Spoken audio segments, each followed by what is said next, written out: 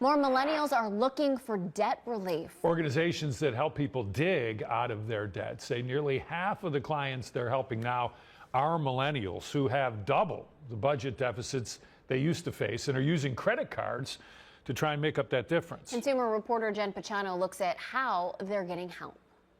In his younger years, Gene Florian said he lived for the moment, spending freely and carefree using multiple credit cards. You know, the minimum payments will come, and I'm like, oh, I can afford these, you know, tack on another few hundred here, a few hundred here.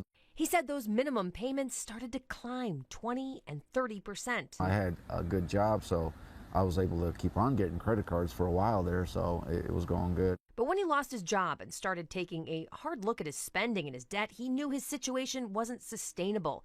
He admits to falling for the tempting 0% balance transfers. At one point, he had $20,000 in credit card debt. He's not alone. Oh, okay. I understand that you were referred to us by your creditor. Well, what's going on? The nonprofit debt relief organization Money Management International is reporting a huge increase in clients from Ohio seeking help digging out of debt.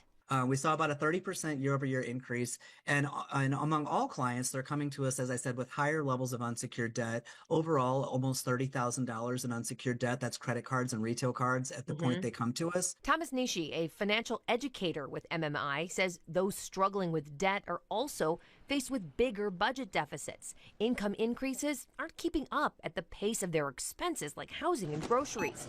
So MMI is working with clients like Gene to lay out their best options, be it a consolidation loan, a debt settlement, or a debt management plan. Which essentially consolidates all the payments into one, but it lowers the interest rates on average down to about 7%.